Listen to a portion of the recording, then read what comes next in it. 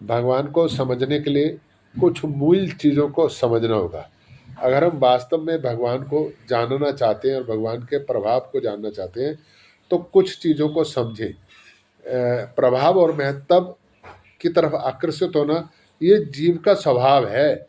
वो कोई भी प्रभावशाली चीज़ देखेगा तो उसकी तरफ आकर्षित हो जाएगा। प्राकृतिक पदार्थों के संबंध से जीव प्राकृतिक पदार्थों के प्रभाव और महत्व से प्रभावित हो जाता है। जो भी भौतिक वस्तुएं हैं उनको देख करके हम प्रभावित हो जाते हैं और उनकी तरफ जल्दी आकर्षित हो जाते हैं।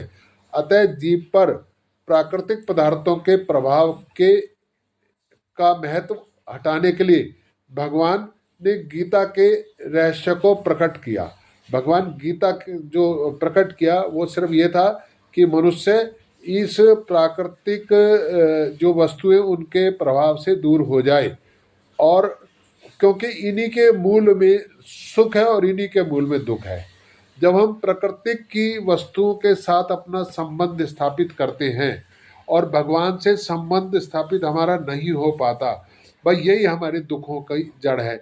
जब हम खुश होते हैं, जब हम दुखी होते हैं, तो वो दुख और सुख का सबसे बड़ा कारण ही यह है कि हमने इन भौतिक प्राकृतिक संबंधों को अपना मान लिया है और उसके साथ हम ही हैं।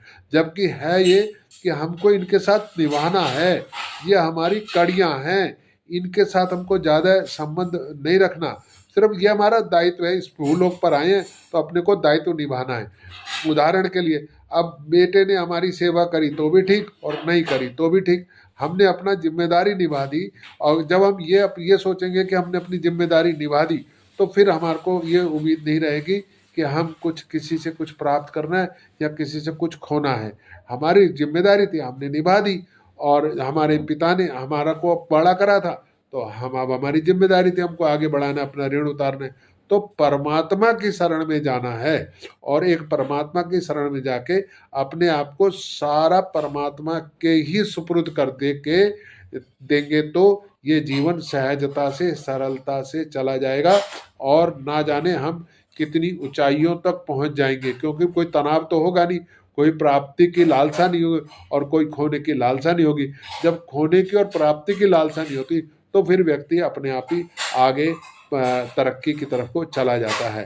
तो सहजता से सरलता से परमात्मा का नाम जपते रहें, ओम नमो भगवते वासुदेव का जाप करें, और भगवान की जो भी काम करें भगवान के श्री चरणों में समर्पित करते हुए कार्य को आगे बढ़ाएं।